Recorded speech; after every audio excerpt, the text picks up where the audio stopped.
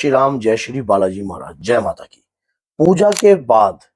आप कोई पूजा पाठ जो करते हो अपने इष्ट अपने आराध्य की, उसके बाद कुछ ऐसे संकेत होते हैं जिन संकेतों से आप ये जान सकते हो कि आपकी पूजा स्वीकार हुई या नहीं हुई, आपके इष्ट इस पूजा से प्रसन्न हुए या नहीं हुए। और अगर आपके मन में कुछ ऐसा भी रहता है कि मुझे कोई अनुभव नहीं हुए या कुछ अनुभव हुए हैं और आपके जीवन से वो चीज आपको पता नहीं था, लेकिन आप उस चीज को छोड़ चुके हो, आपको पता नहीं लगा कि ऐसा भी कुछ होता है पूजा के बाद, आप कोई संकल्प लेकर पूजा करते हो, जैसे कि आपने 41 दिन के सुंदरकांड की पूजा करी, जैसे कि अब गुप्त नवरात्रि पूर्ण हुई है, तो गुप्त नवरात्रि के दौरान, नवरात्रि के दौरान, माँ दुर्गा की पूजा के दौरान अपने इष्ट आराध्य की कोई भी संकल्प लेकर पूजा करने के बाद अगर कुछ संकेत आपको मिलते हैं, कुछ ऐसे संकेत से मैं आपको बताऊंगा कि जो आपके जीवन में हो भी रहे होंगे, और कई बार हमें वो संकेतों के बारे में पता नहीं होता है, जिससे हमारे देवी देवता प्रसन्न होते हैं। क्योंकि जिस प्रकार से भक्त अपने भगवान को प्रसन्न करने के लिए भोग लगाते हैं, उनकी पूजा करते हैं, आराधना आराधना करते हैं, और नित्य सुबह शाम प्रतिदिन उनके नाम का सिमरन करते हैं, किसके लिए? अपने इष्ट को प्रसन्न करने के लिए। और जब उनके इष्ट प्रसन्न होते हैं तो वो तरह तरह के संकेत अनुभव उनको देते हैं, ताकि कि भक्त को ये भक्त ये संकेतों को समझकर अपनी पूजा को और भी बढ़ा सके और अपने विश्वास को ये बढ़ा सके कि भगवान की कृपा तेरे ऊपर है,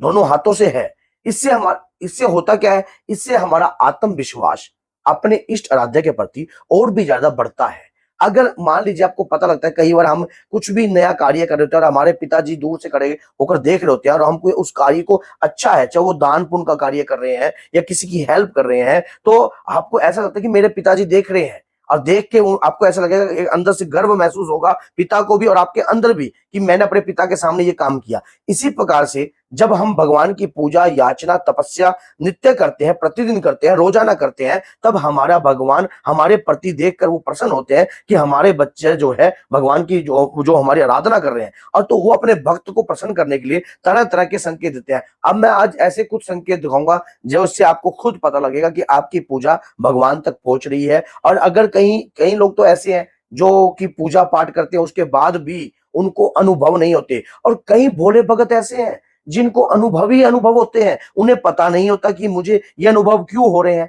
अब पहला अनुभव, सबसे बड़ी बात, अगर आप अपने इष्ट आराध्य की पूजा करें और पूजा के दौरान आपकी दीपक की बाती में फूल बनता है, नित्य फूल बन रहा है। अभी गुप्त नवरात्रि की पूजा चली है, आगे सावन चल रहा है, और आगे जो भी व्यक्ति जो भी पूजा पाठ कर रहा है, उसकी ज्योति के अंदर नित्य फूल आ रहा है, नित्य फूल आ रहा है, और ज्योति की जो लो है वो ऊपर की तरफ जो है इस प्रकार से बढ़ रही है, इस प्रकार से बढ़ रही है, ऊपर की तरफ जो है अलग सी लो निकलती है, अलग सी ज्वाला प्रकट होती है। तो आपके इष्ट आपसे प्रसन्न है,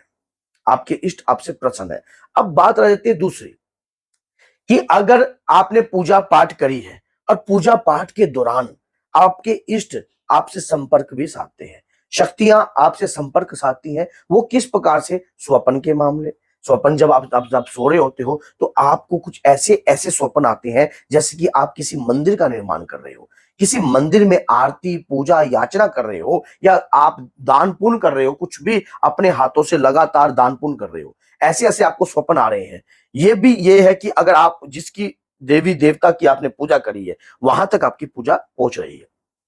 अब उस पूजा के पूर्ण होने के बाद या पूजा के चलते वक्त घर में बुजुर्ग आ जाए, मान लीजिए आपके दादा दादी हैं या कोई भी आपका, अगर आपके बुजुर्ग है, आपके बाहर का कोई बुजुर्ग मेहमान आपके घर में आ जाता है, और कोई अनजान व्यक्ति भी बुजुर्ग अवस्था में या वृद्ध अवस्था में आपके घर में आ जाता है, जिसके बारे में आपको पता नहीं है कि ये कौन व्यक्ति है, और वो आकर आपके घर में भोजन वगैरह ग्रहण करता है उस पूजा के दौरान, तो भी ये सबसे बड़ा संकेत है कि आपके इष्ट तक, आपके आराध्य तक आपकी पूजा पहुंच रही है। अब आपको ऐसा होता है कि जैसे कि पूजा के दौरान आपको कोई जीव जंतु वगैरह, कोई भी आपको जो भी, मान लो अलग सा आपको आपके घर के बाहर कोई जीव जंतु अचानक से, पहले ऐसा नहीं होता था, जैसे कि गाय आपके घर के बाहर आकर आने लग गई है कंटिन्यू, या कोई बैल या कोई खागर आपके घर के बाहर आ रहा है। अब जैसे सावन है, सावन में नंदी महाराज की पूजा होती है, और नंदी अगर आपके घर के बाहर आने लग जाते हैं, बार बार आते हैं कंटिन्यू, और आपके दरवाजे के गेट को चाटने लग जाते हैं,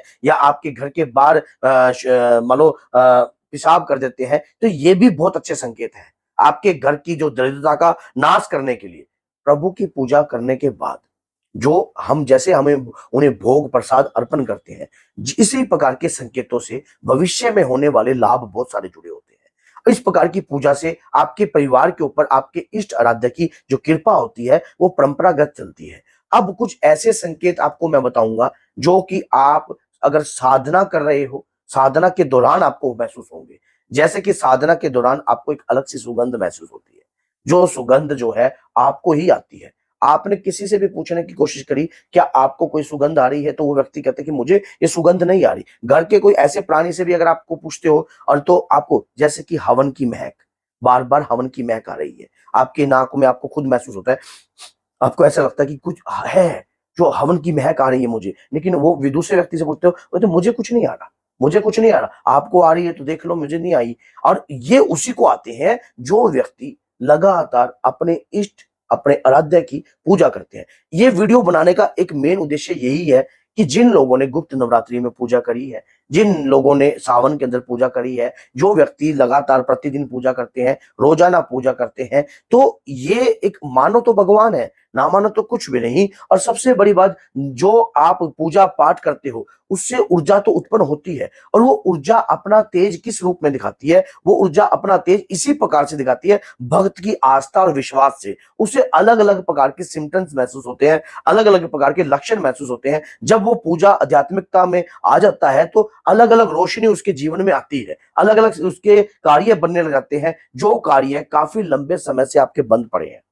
लास्ट मैं जो आपको बता रहा हूं, जो आपके कार्य काफी लंबे समय से बंद पड़े हैं, जिन कार्यों को आपने काफी लंबे से प्रयास किया लेकिन वो पूर्ण नहीं हो रहे थे, लेकिन गुप्त नवरात्रि की पूजा के दौरान, आपकी पूजा के दौरान, आपकी रोजाना पूजा के दौरान जो आप लगातार कोई संकल्प लेकर पूजा कर रहे हो, उसके बाद ये कार्य आपका चुटकियों में बन गया, पल भर में बनने लग गया और आपको पता लग गया। तो ये सबसे बड़े संकेत हैं आपके ऊपर कि आपके पितृ भी प्रसन्न हो रहे हैं, आपके पितृ भी प्रसन्न हो रहे हैं, आपके कुल देवी देवता भी प्रसन्न हो रहे हैं। इसी प्रकार से जब कोई पूजा, याचना, ध्यान, साधना में हम उस क्षेत्र को पकड़ते हैं तो हमारे इष्ट, हमारे आराध्य, हमारे कुल देवी और हमारे पितृ देवता की कृपा हमारे ऊपर आने लग जाती है। लेकिन उन कृपाओं को समझने के लिए हमें कुछ समय लगता है, और जब तक वो समय अगर हमें समझ में आ जाता है तो इस प्रकार की वीडियो जब आपके सामने आएगी तो आपको ये लगेगा वाकई में मेरे इष्ट मेरे से प्रसन्न है, मेरे कुल देवी देवता मुझसे प्रसन्न है। अब मुझे घबराने की आवश्यकता नहीं है, सिर्फ आवश्यकता है तो अपनी भक्ति को और भी ज्यादा प्रबल करने की,